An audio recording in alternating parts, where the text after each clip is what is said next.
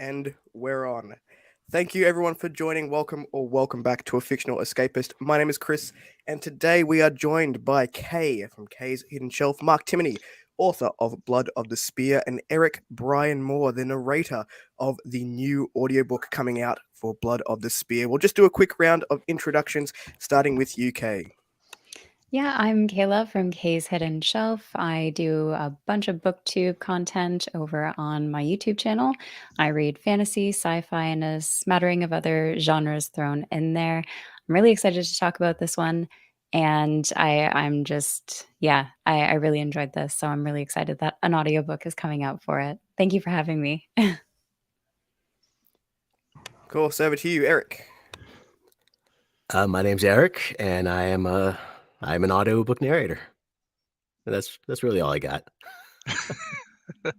My name is Mark Timmony. I am the author of Blood on the Spear and Starbinder.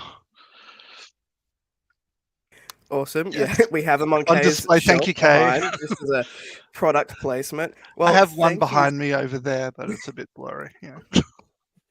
Well, thank you everyone for joining this morning. We do have a bit of a treat to start us off with Bryan Moore, the narrator, going to give us a bit of a live reading of the prologue, I believe. Is that right, Eric?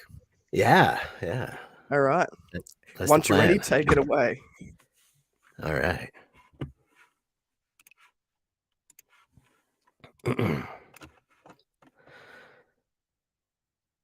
Prologue. Tides of Prophecy.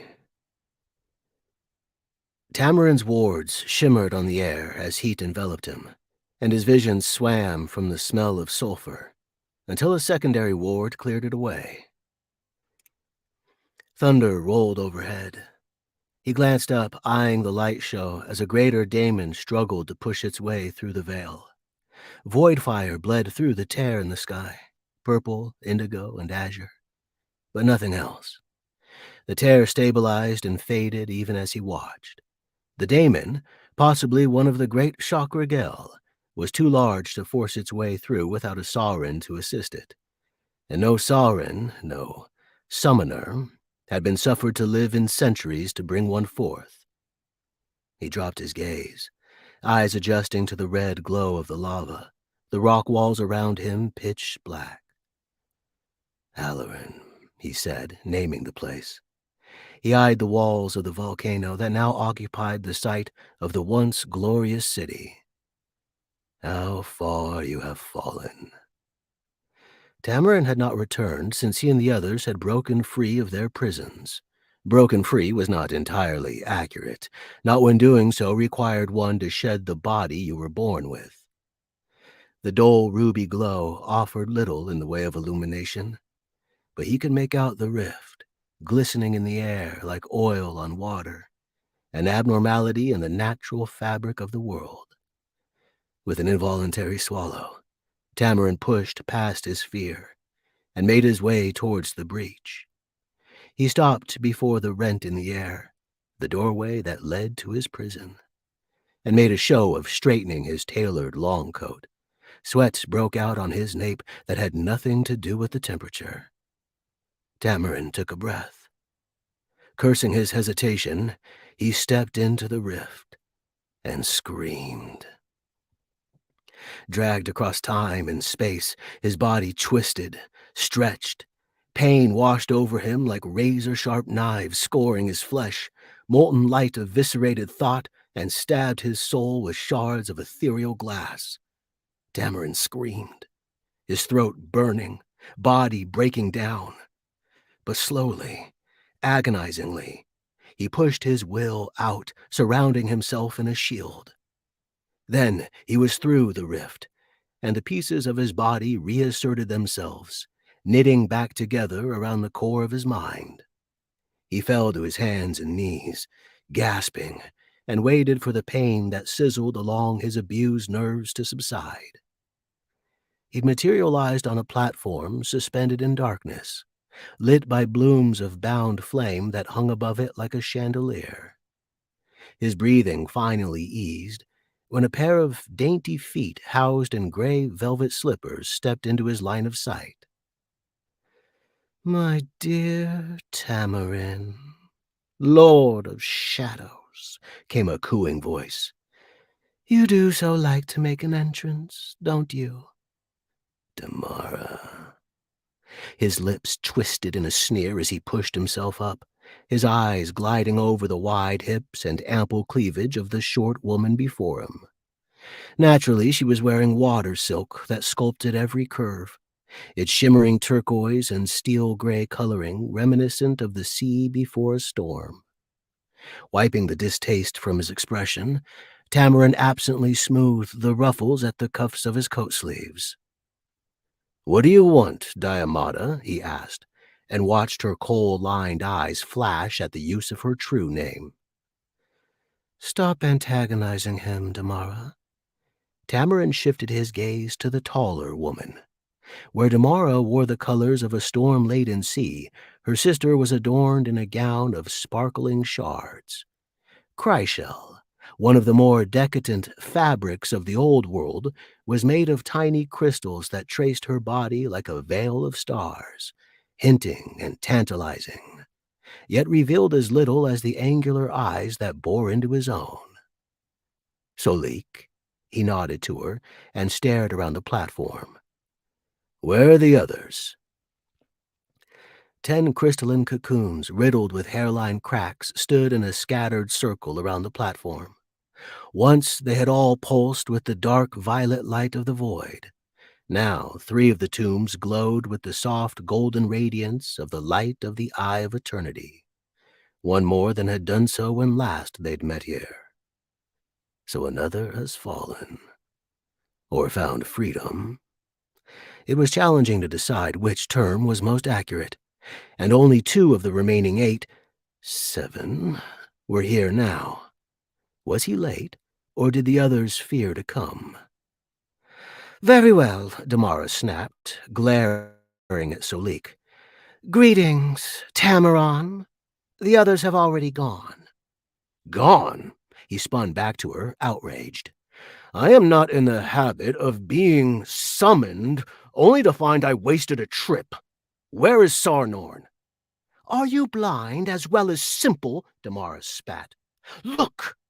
Void fire raged in his veins at her insult, but he held it in check as he felt its echo in both sisters. He could take on Damara, but not Solik as well, and he had no doubt they would support each other against him if it came to it, no matter their own rivalry. Always caution in a pit of vipers. With a thought, he released his hold on the power and scanned the platform again. The only difference was another of the tombs now glowed gold. The one next to his own. No, he breathed. Sarnorn has fallen? Yes. There was an edge to Damara's tone. Was it fear? He has become the Lord of Justice, in truth. Struggling to control his roiling stomach, he hid behind nonchalance and offered her words a shrug. He is not the first to fall to the spheres. Damara's laugh was tinged with hysteria. The circle is closing, Tamaran! He waved a hand in dismissal. Sarnorn was ever arrogant. We must be vigilant. Avoid the same mistakes as he, and you will be safe enough. He didn't tell you? Solik asked, her voice calm. Tell me what? Her dark eyes met his. The Neron Solari has moved. He locked his knees to keep from staggering. The bronze spear. But it was so much more than just a spear. It was an artifact crafted by the summoners. For it to have moved from where they had locked it away. An Emperos has been born.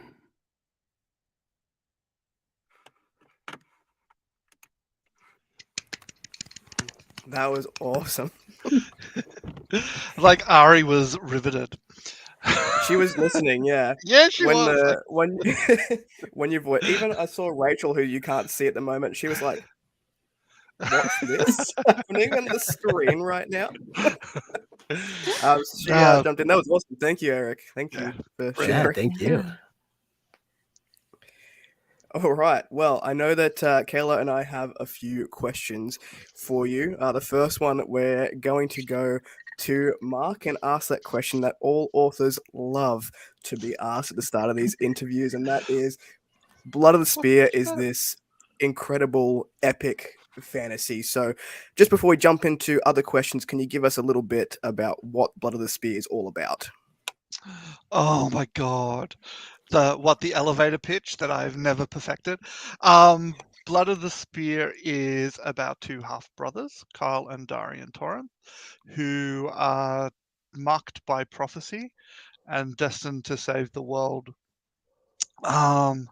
Naturally, they don't want to have anything to do with that uh, little job. It comes with a slew of dangers, and the story is about them finding themselves and finding out who they really are. And along the way, they have a group of friends who travel with them as they move from the borderland wilds across across the face of the world almost into more civilized areas of the broken continent of Athme. Discover their a heritage that they didn't know that they had, and discovering the world at large and the dangers of the demons from the void that are trying to access the world in a nutshell. I thought the elevator pitch was really good. I think we Cool found elevator it. pitch is meant to be a little bit smaller, but yeah. All good. All right. So, Kayla, I'll hand over to you. We'll just go one question each at a time. Sounds good. So, Mark, can you tell us a bit about the inspiration for Blood of the Sphere? The Spear, and Mhm. was it a book, an author, a show, moments from your life that helped inspire this story? A lot of inspiration for me, or inspirational motivation, I guess, is came from Robert Jordan, Wheel of Time. I started reading fantasy when I discovered Dragonlance, and from Dragonlance I went into Feist and David Eddings and Terry Brooks and all of those big 80s authors. And then the late 80s, early 90s, Jordan put out the first book of the Wheel of Time, and that just blew me away. Like, I was into fantasy, I loved it, but Wheel of Time was the one that made me go, "Oh my god, I want to do this. This is the sort of thing I want to write." So I spent many years world building. I guess I knew enough that I didn't want to copy Jordan. I wanted to have my own thing, but I didn't have a story of my own to tell. So I spent many years world building, and I look at a lot of different fantasy artists. I often get inspired by fantasy art in the creation of places and people and events. And I came across one particular image by Larry Elmore, who was a big artist for Wizards of the Coast, all the Dungeons and Dragons, Forgotten Realms, Dragonlance stuff. And it was a picture of two men on at the side of a mountain or something. One was dressed in chainmail, had a sword, was a warrior. The other was in robes and had this great staff. He kind of looked more like a shaman than a mage or a wizard. And they were locked in battle. And I was like, oh, it was just like a great image. And I'm like, who are these people? Like, what brought them to this moment? And that started a story in my head, and I was like, oh, hold on. So I basically got the end of my story and then worked my way backwards trying to work out who these people are. And that was like, oh, this is a story. This could be the story that I want to write. Well, it was the story that I wanted to write, and I worked from there. So yes, other big fantasy authors are massively inspirational and motivational to me. I've been reading of them for a long time. I even worked in a specialist science fiction fantasy bookshop in Sydney for 10 years. Um, and fantasy art computer games, video games. Like I play World of Warcraft a lot. The cinematics and the art that goes into all of that is often very inspiring too. I built one of my demons in a demon from chapter 1, kind of built around one of the I think it was an elemental that they had in World of Warcraft that I was just like, oh wow, that looks amazing. I'm gonna take that and put it into the page for one of my demons. So, things like that. When I read, I see things like a movie, but I don't always get all the details when I'm creating it myself. So looking at artwork and looking at other things like that will often fill in gaps for me when I'm creating, or inspire things that I didn't think of prior to it. Very nice. There is so much incredible fantasy art out in the world that is Yes. super inspiring. Mark Mhm. sends it to me when he finds a good one, so we get to see it. He's like, "Look at this!" I'm like, yeah, it's amazing. Gonna pivot over to you, Eric. So I understand that you reached out to Mark, put your name in the hat for the audiobook. So I just wanted to understand a little bit about what drew you to the story and what said that I absolutely have to do this and made you reach out. Yeah, it's funny hearing Mark's influences because I think I was first of all, the Blood of the Spear reminded me of why I fell in love with fantasy. And I was 18 or 19, I think, when someone handed me The Eye of the World by Robert Jordan.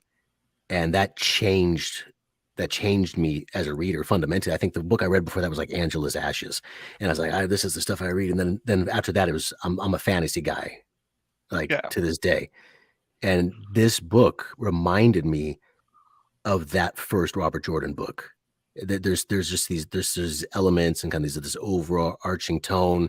It just kind of reminded me of that beginning journey in fantasy that I took, and I fell in love with fantasy because of that. And this book reminded me of that. And so I can't remember when that was. Was it last year that I sent you an email? Or was it 2 years ago? Yeah, 2 years. That's how long it's been since. It wasn't long after I released it, and that was 2022. Okay. 21 I 21? released it. Yeah. Second half of, or middle of, yeah. Yeah, I think I reached out on Twitter and just said, I love your book. Yeah. If you ever want to make it into an Yep. audiobook, I'd love to audition for you. Yep, that's what you did.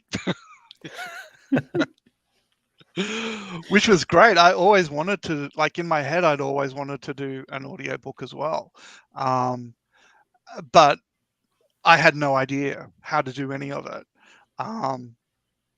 And I knew of some audio publishers who are open to unsolicited submissions and things like that. So I was like, I might reach out and see what I can do, because I listen to a lot of audio books driving to and from work, or when I go out walking on the rare occasion that happens. And I was like, yeah, that's a really good idea. I'll have to keep that in mind. Unfortunately, I didn't hear back from those publishers that I reached out to. So I was like, you know what? I'm going to do this myself. And, I know a narrator who reached out and was interested in doing it. Hey. So here we are. Those are sometimes the best ways to make those connections. 100%. 100%. So I want to follow that up. And actually, I had a question planned, and I completely want to change it based off of your live reading there, Eric, because the level of control and technique that you had to read for that long and do it as flawless as you did was incredible. Can you talk about your voice acting experience for the Blood of the Spear? Because I mean, I didn't even hear breath from you. I don't know if that was just me, but that was incredible. That's funny because that's all I hear is my breaths. Yeah, we're always our own worst critic in any sort of work we do, aren't we? Yeah, that's all I hear sometimes. Like, oh man, why am I breathing so loud? Oh, I feel like I'm gasping. Yeah. So this book was actually a little bit tough for me, just because there's so many different words that were. I think Mark gave me like a style sheet. It was like 500 different words that you made up for this series. Not that many. And between the two, I think it was a lot. It was Yeah, it was. it was Yes, a it hefty, was. yeah.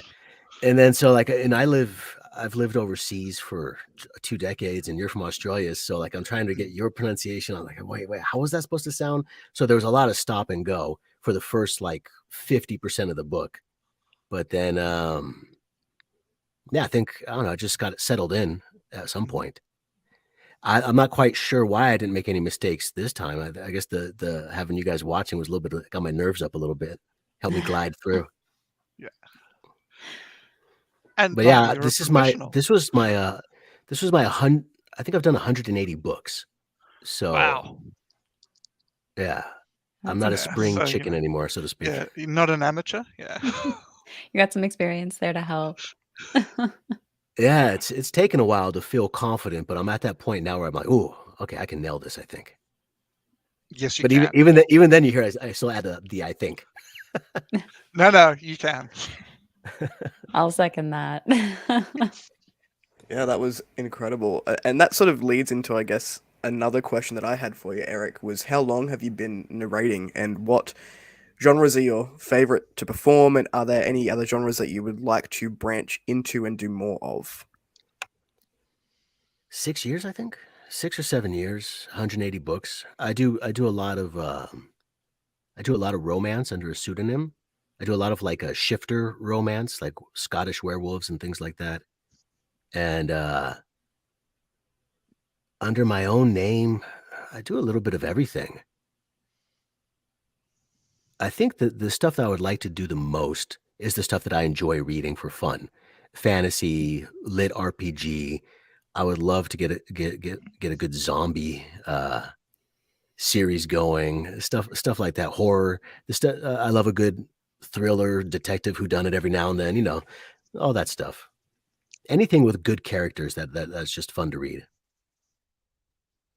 Fantasy is fun because you get all these wild characters. So that's for an actor, that's a lot of fun. And it's rare And for an style American, I sheets think. And style sheets. and pronunciation guides for fantasy that we all Yeah. need. And that's kind of fun. I got to be honest, that's fun.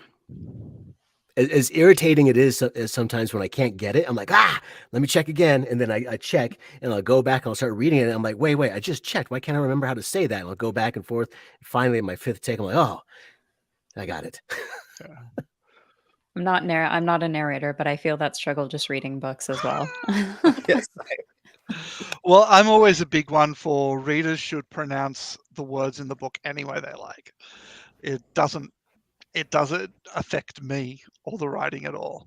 I mean, Eric and I had a call before he started where I went through every word on the style sheet that I said and pronounced it for him. So he had a base.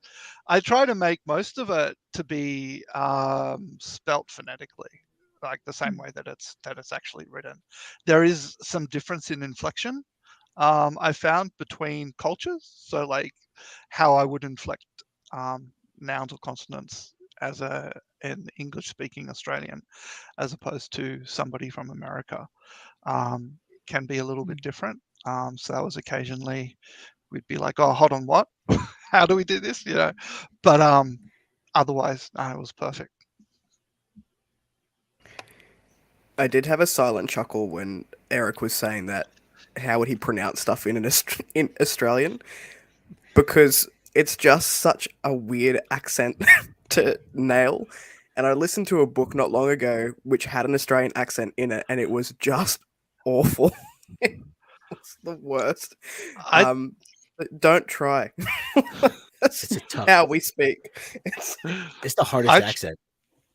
I tried to listen to an audiobook narrated by an Australian, and I couldn't do it. I'm like, no, Nope. sorry, I can't do that. Tap No. out.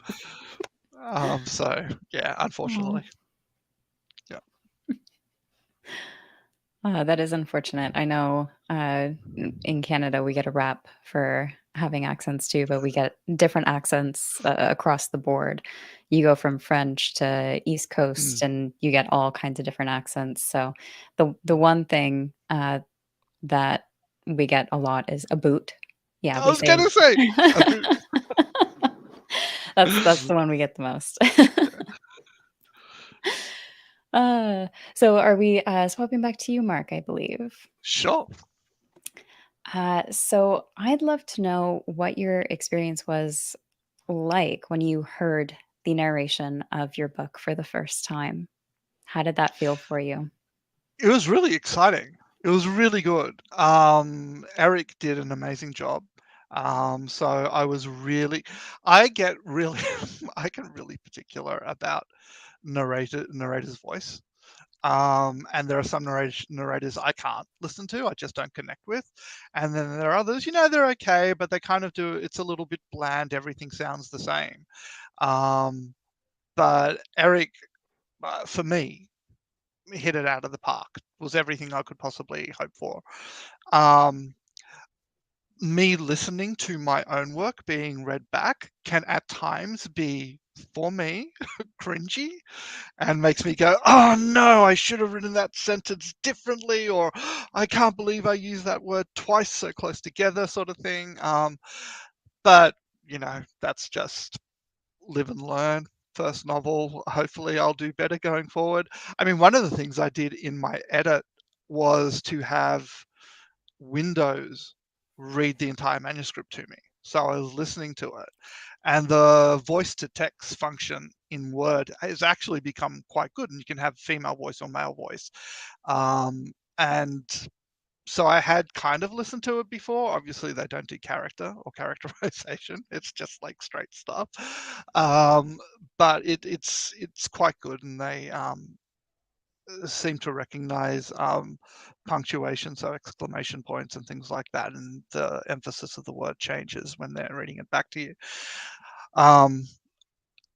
And that was one of my ways to try and catch those things. But Eric read it, and I'm like, oh no, okay, I missed all of those. So maybe I'll get into record one version of book 2, and then a second one after I edit it based on what I've heard him read back to me first. But the experience was great. I was able to listen to the raw files as Eric was recording them. I had access to the studio, so I was able to download them, and I just created a playlist on my phone, and I was listening to it as I drove to and from work, which is where I do most of my audio listening. I find that I can't just sit there and listen to an audiobook and not do something. I have to be doing something, so either exercise or driving, where I'm concentrating, but it's not the sort of concentration that distracts you from listening to something. So that was really good, and I was able to give some feedback as we went along. Yeah. Very nice. Awesome. That sort of leads into my next question. You're doing really good at that, Kayla. Just giving me the next question naturally. Thank you. You know, Excellent interview host. we're all So, professionals. yeah. Mark, so when you were hearing those sample files, when I guess the audition came through, and I believe that was like the prologue and maybe the first chapter that came through to you, what drew you to Eric's performance? What were some of the things that really stood out to you as you heard those initial files? Well, the performance in general, the way that he was able to capture character and what was going on the page, and present it, to act it in the narration, made all the difference, and it reminded me of my favorite narrators. So like it was instantly like, yep, okay, I don't need to audition anybody else. Look, this is great, let's go, let's do it. It was not a hard sell for me at all, and I think that just shows the depth of Eric's talent to be able to do that. Tell me more. I'll write a testimonial for you. I love it, because actually my next question for you, Eric, was which character became your favorite to voice, and alternatively, which character, if any, posed a challenge for you? Yeah, I think my favorite was also the easiest as the book was going was Jarek, Captain Danar. He was just I don't know, he just had this gruff groundedness to him where he's kind of no, it was just very simple. I never made a mistake with his voice. It was just easy to go into his dialogue, and it was always grounded and easy for me. So he quickly became. I'm not sure why he was my favorite. Maybe I just identified more with him, or maybe I want to identify more with him. But that's an easy character and a fun character for me. The brothers were pretty easy too. Yep. I didn't have any trouble with their voices. There was just a real natural feeling for them. The biggest challenge for me was Ayana, and I was really struggling with her voice for most of the book, and it wasn't until near the end where it just finally her face clicked, and that's what works for me. Is like I'll get there she is, and then I noticed it just became a lot smoother. But her voice was a struggle, and I think I should know by now if I'm struggling with a voice. I'll know because the dialogue. I'll have to go back and like, that doesn't feel right. That doesn't sound right. And it's usually because I don't see the face yet. Mhm. But once I see the face, then I have the character, and then I see it in my mind, like you were saying, when you're writing, you see it like a movie. Same for me is if I can see the character and how they're acting in this moment, then it gives me an extra depth to play other than just making a voice. Right. And it kind of goes back to earlier when you had done that live reading because I did notice you did different mouth positions, jaw positions to get the different characters. So that would make sense too. Yeah, I don't even that's stuff I have thought about, but when I'm doing it, it's all instinctual. It's more of like how does this character feel? How would this character feel in my body? So there is kind of that. Interesting. Yeah. And I guess a flow on from that is how, Eric, do you find getting into the characters' heads? How do you find their voice while you're narrating the book or even pre-narrating the book? It's all instinctual. So it's like it's not like theater or movies. So there's no time for me to research and do like the inner world. It's all I take it all from what Mark put there. So he wrote it, and I see it, and that's it. And I just kind of try to find I think this character is this archetype, so that I know it's going to be in that area, and then I just kind of instinctually find it. I wish I had more an intellectual way to explain it, but it's all kind of instinctual.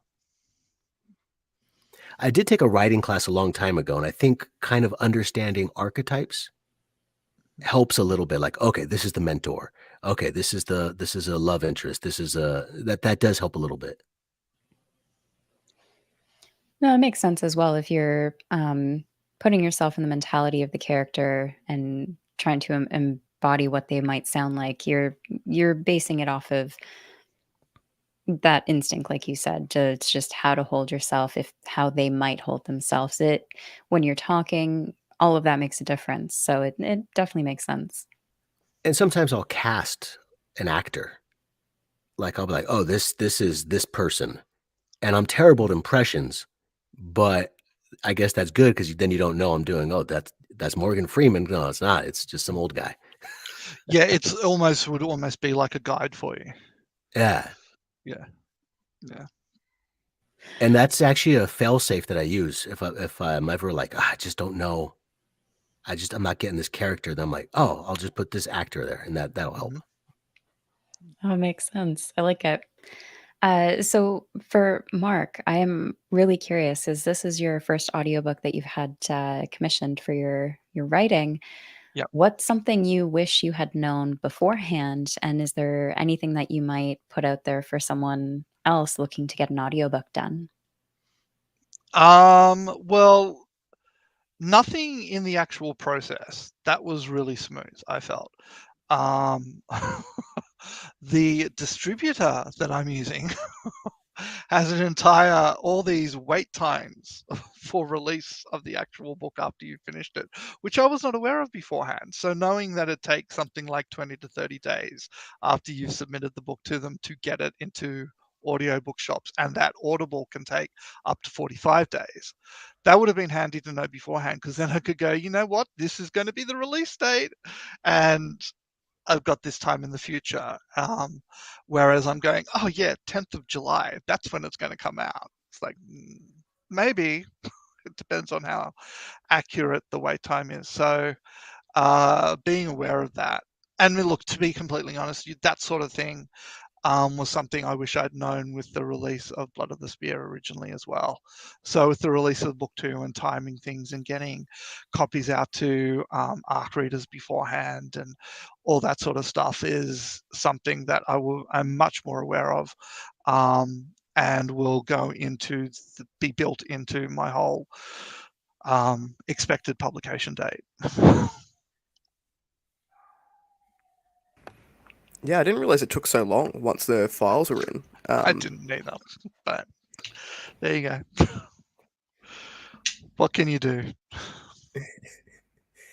Okay, so still with Mark, for me, I think this is my last question for Mark on my list, is having heard the Blood of the Spears, the first book in this epic fantasy, Eye of Eternity, read by a third party, and I know you said that you listened to it via the Microsoft text-to-speak before, but now having it actually performed, did that give you any sort of new ideas going forward into the series? How did that affect the way that the series is going to go forward from hearing it in this way? It hasn't really changed plans for the future. What it has done has been a really good refresher for me. Writing book 2, there was some early chapters where I was making lore on the fly in terms of traditions for the Seralis that I had completely forgotten I had already mentioned in book 1. So, so I was like, oh, okay, I need to adjust what I have written in book 2 to make sure it matches what is already out there in the world. And that was because I was listening to Eric's audio as we were as it was being made. So I can't say that. I mean, look, almost I would say everything that Eric did matched my internal vision. So it all aligned perfectly. It was exciting. There were no major changes that needed to be done anywhere. There was nothing that I would ask to be done differently. It fit what was in my head, and I've been working with this story for a very long time. So the thing that changes the story for me is when I write scenes. Sometimes I will write a scene and something will happen in it that will be like, oh, okay, well, that makes sense with something that happened back there, and that's actually going to mean that this should happen in the future, and all of a sudden things will align that way. So that tends to be more a case of what might shift story for me rather than having listened to the audio to a live reading of the book. That just kind of cemented what I'd done in my head, and I was like, yeah, right, okay, this is where we're at, this is where we're going, this is how it is. Like I said, the characters, Eric's interpretation of the characters was great. It was spot on. So that just reinforced things for me. Awesome, thank you. And Eric, I'm really curious to know, because as having a lower register voice, voicing female characters, there can be pitfalls to that. How do you manage that and avoid those pitfalls? Yeah, that's a tough one. I don't try to do the too high of a pitch. It's tough. Like this one, there are 2 young girls that they have. There's 5 young people in this book from the same location, and so trying to get distinct voices for all of them is a little bit rough. But then when you get to the 2 girls, it's like, okay, this one's going to be a little more breathy. This one will be a little bit higher. But mostly, instead of thinking about tone, I'm mostly thinking of intent. It's like, okay, this character, I think, feels a little bit more like this. So she's a dreamer, so it's a little more wispier to her. And then this girl's a little bit sharper, so her voice will be a little bit sharper. But I try not to get too caught up in tone. But it's tough. That's yeah, I don't know. No, I appreciate it because there's that pitfall is usually, the lower register of voicing a higher tone, and that's the default that, when the impressions I've heard of like, "Oh, I'm a high little," and they go really high, and it sounds very silly. And reading a book, I mean, obviously, when you're doing characters and you're trying to listen to the audiobook, that's something that'll immediately at least take me out of the audiobook if it sounds silly and not true to an actual character. It sounds more like an impression than what they might be embodied as. So I definitely appreciate that as the intent. There is a scene where there is a younger girl interacting with the group, and I had to pitch her voice up because she's really young, and I was like, oh man, I hope this comes. I was really nervous about it because I hope this plays well and not plays me as like, oh, look at me doing a little girl voice. So I was really just trying to play the intention, but also trying to pitch it up. But it's a challenge for sure. It worked. Oops. Yeah. For a second there, I was like, "What scene is that? Hold Look, on, if it young works, it girl." works. Like, oh, that's Yeah. right. I know who that character is. Yeah, I can't remember her name actually. Cassie. Cat. Yeah, I'm terrible. I have a terrible memory. It's Yeah. I guess It's that's all right. why. I forget. I have to keep a list of all the names of the characters in my book because other than the mains, I will forget them every single time. If I ever have to refer to them, although I turn up again, it's like, what was their name? Go to the spreadsheet, look it up.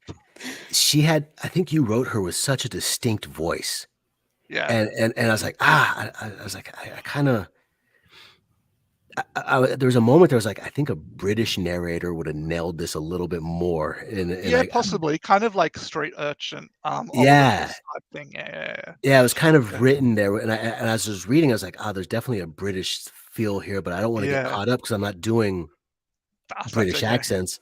So that was, but yeah, she was fun though. She was a lot of fun. She had a little attitude. Yes. She has a lot of attitude. Yeah. Little. Big personality.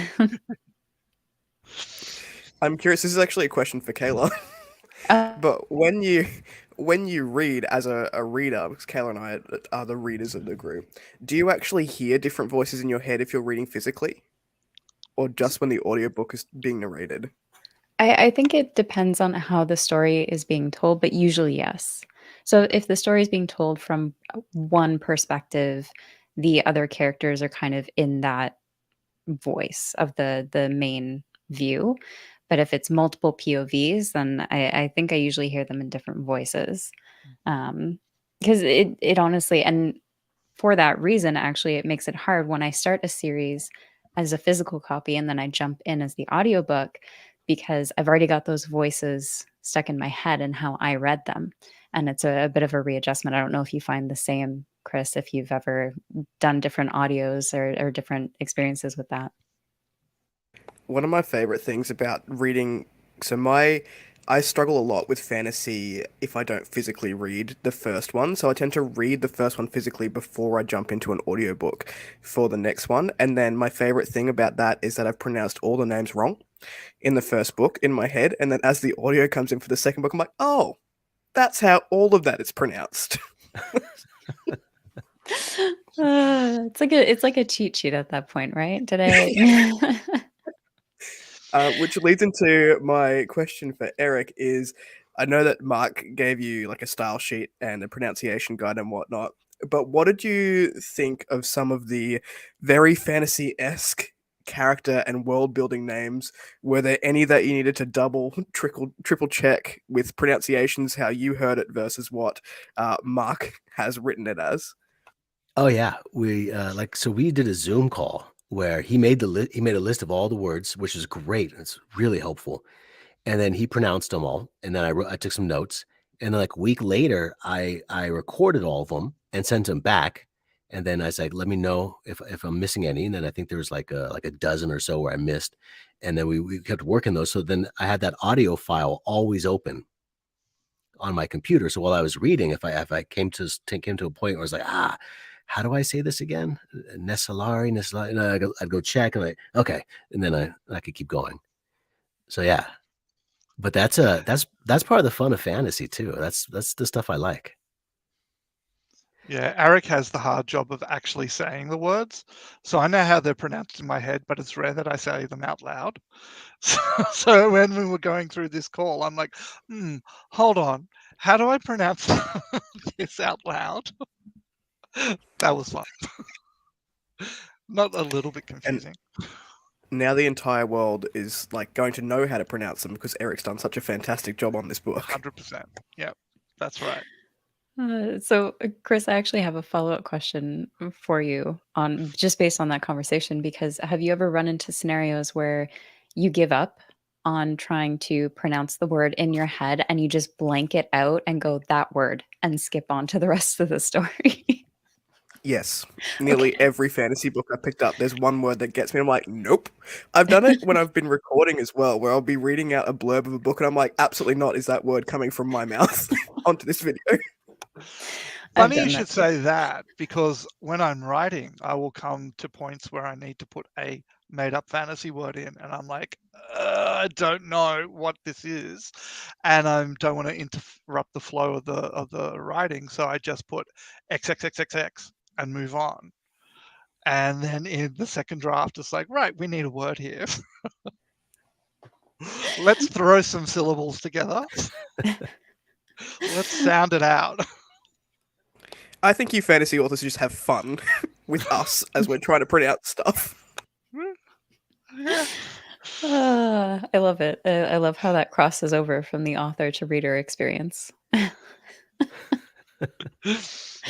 sure some authors are probably better than others, but that's how I came across it anyway. Hey, if it works, right? Yeah. So, Eric, my final question here for you is just spoiler free. Was there any standout memories that you had while creating the audiobook for The Blood of the Spear? Anything that really stood out to you? Spoiler free, huh?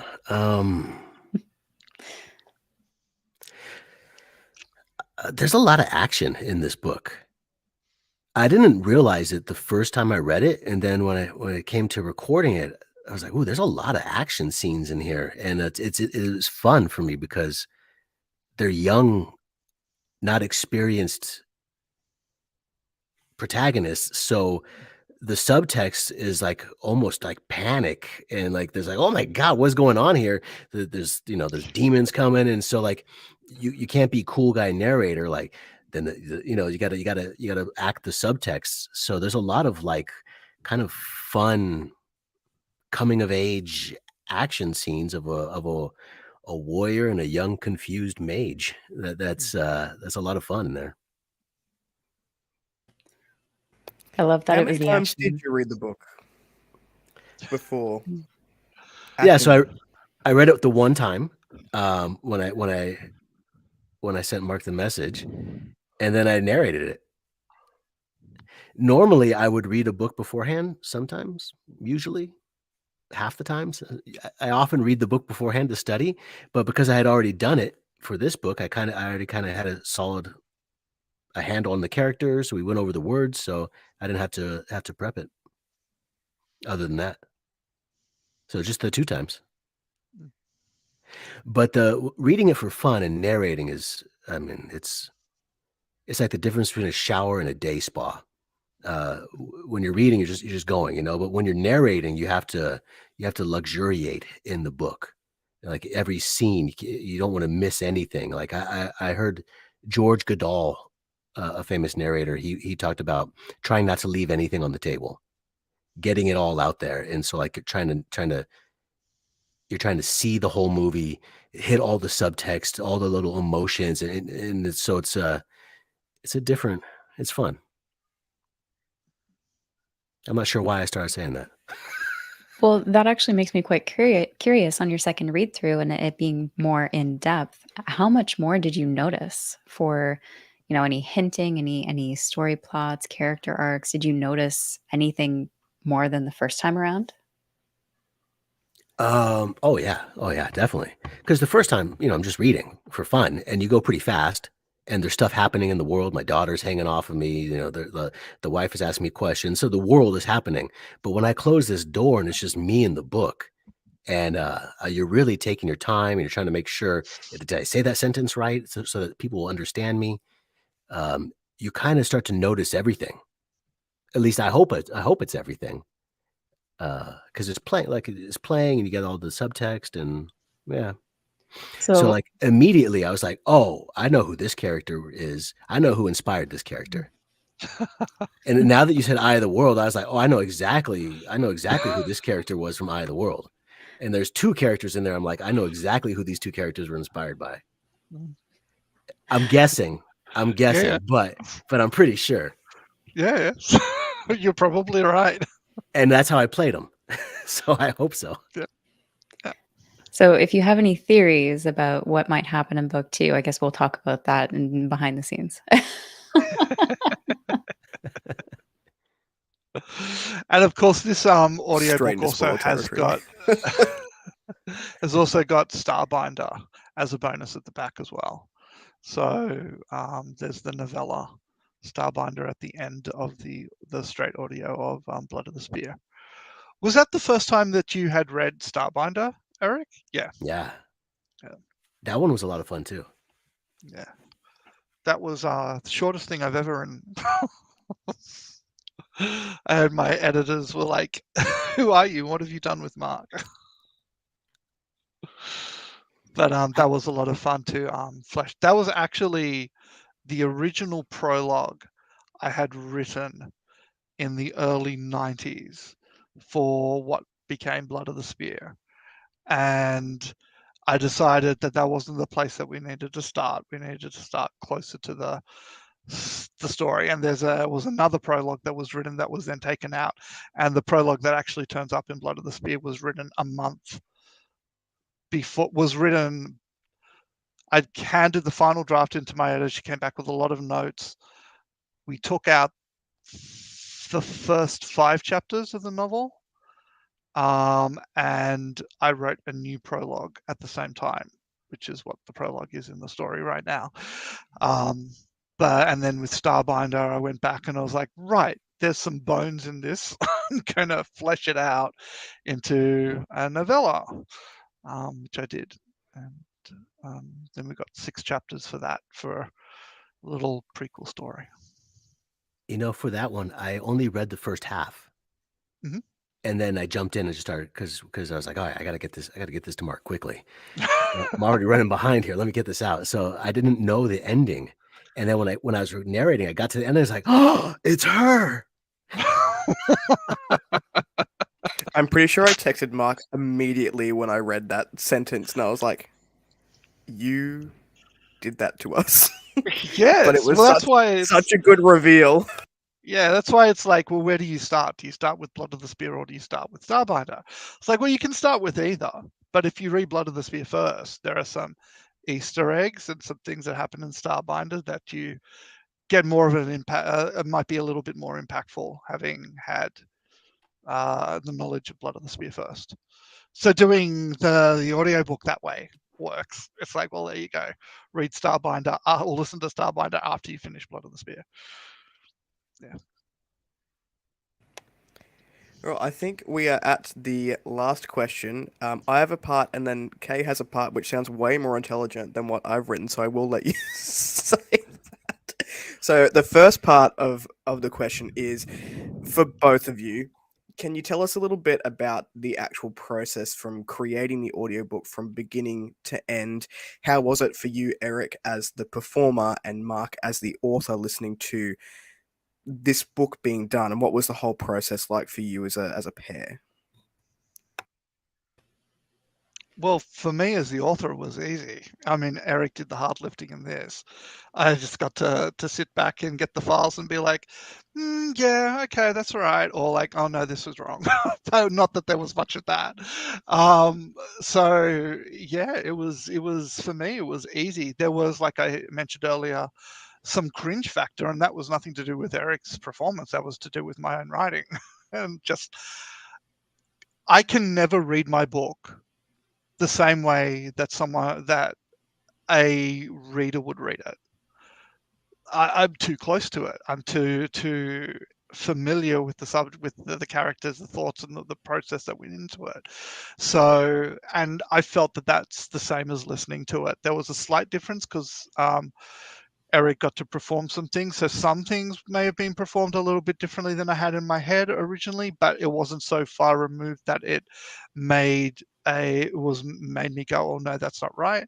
Some things, um, the performance, gave me a bit of a chuckle as well. Like, there's some humor in the book that I may not pick up or feel myself when I was actually writing it, but listening to it back, I'm like, oh yeah, okay, that's funny. So things like that. It was great. I had whole process was quite painless. Yeah, same for me. Pretty painless. I mean, I actually, it's funny you say it that way because you did the heavy lifting. I just read it. Yeah. I mean, it's, I don't have to imagine all these. I don't have to come up with these names. I just got to say them. So yeah, I mean, yeah, it's a pretty simple process for me. I just open the book. I have a couple audio files for the pronunciations, for the voices. Mark was great to work with. He was like, just have fun with the voices, go for it. And I was like, all right. And then yeah, we just let it rip. Very nice. And my question kind of relates to some details we talked about earlier, but I just wanted to get a bit more in depth with it, which was the researching stage, because from what I understand, that stage and the process can be quite daunting. There's a lot to it. There can be a lot of back and forth, and I'm just curious what that process was like for the both of you working together through that research. Well, I think most of it would have come from, in terms of pronunciation, I guess, in the style sheet that I gave to Eric, and then the call we had, where I went through my pronunciation of the words.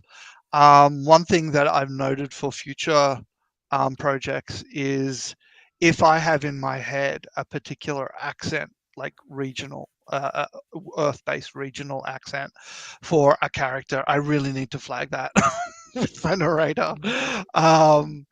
That just because when I world build, when I originally start to draw a map, that's one of my earliest parts of world building. I'll be like, right, this place is going to be, you know, Persia-esque, or China-esque, or this is more England, medieval England, and I will grow their timeline and their culture based on that feel. And so when I think of some of the characters who come from this particular place, I'd be like, right, so their accent should be a little bit like Chinese to English, which is weird in a way because everyone speaks the same common tongue, and the foreign language is a little bit like a lot of English comes from Latin.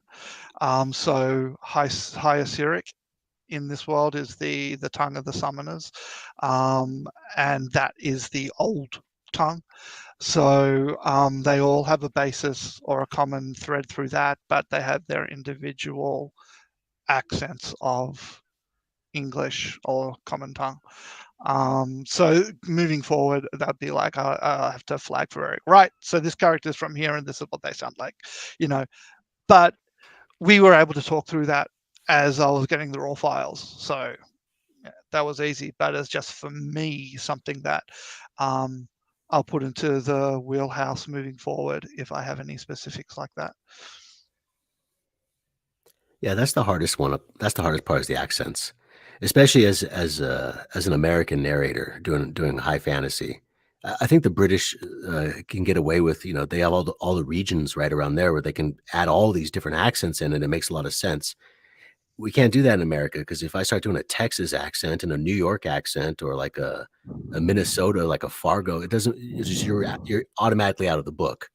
And so like I was playing with one character. I was like, do you think this would be good? Listen, like an island Jamaican, and I was like, because I feel like I gotta do something here. And then you were like, no, I think I was looking more for like this. And I was like, oh, good.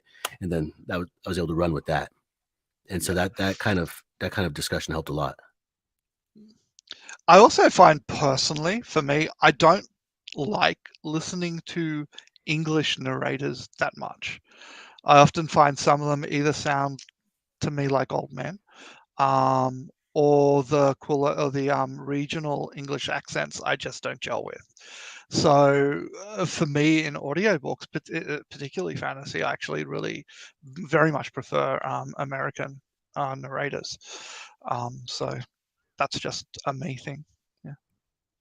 And I was also up in the air too. Like, do I do any accents? Because Well, yeah, a lot of the totally. older, yeah, like Michael Kramer and Pete Bradbury, the guy that did The Warded Man, they don't do any accents in those books, Mm, and it works fine. As a listener, yeah. you just put it there yourself. But then you listen to like some of the younger guys that do fantasy, Nick Podol and Vikas Adams. Those guys do accents, and they do them extraordinarily well. And so that's one of those things where it's like, do I go for an accent here or not? Like, how distant is this country? So. Well, yeah, and that was one of the things I was thinking about at the time as well. It's like, well, it's not China, so like, do we actually, have that accent or not? The Tamasia has kind of got this whole French vibe going on. So like, if I have anybody from Tamasia, do I want them to have a French accent? When I was writing it, I tried to make it that the nobility, the blood, would speak without contracting their words. So going through and writing those sentences, there could be no contractions anywhere. That was difficult to do. That is still difficult to do. So I was like, well, in the book, that's going to be the difference in the accents. Like the blood don't contract their words, where other people will use contractions, and that would be the big differentiation between how somebody sounds when they speak. But best laid plans. And in the end, doing the accents is fun, I think. Yeah, it brings flavor. Definitely. I never asked you what you thought of the Deshave in Starbinder. No, that was good. It was wasn't what I was envisioning, but it makes sense given a lot of the lore I had taken for the Ave or the Dashave was kind of that Irish Celtic fae. So that worked well. As soon as I read the Yeah. word Poppy and I was kind of reading that kind Poppet. of Yeah. Poppy, and he had this kind of swagger, and I was like, this might be a stretch, but let's put a kilt on for this guy. No, it was good. All right. It worked.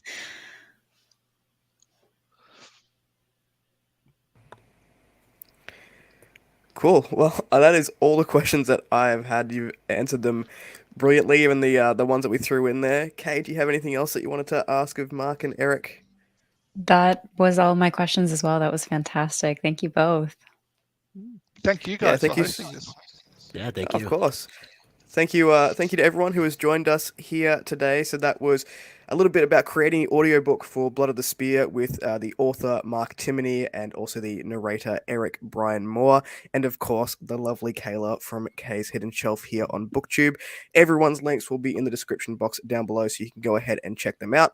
And if you do happen to watch this a little bit later when the audiobook is live, I'll also chuck those links down below when it does become available to us. So that was it for today. Thank you everyone for joining us, and we'll catch you in the next live. Thank you. you.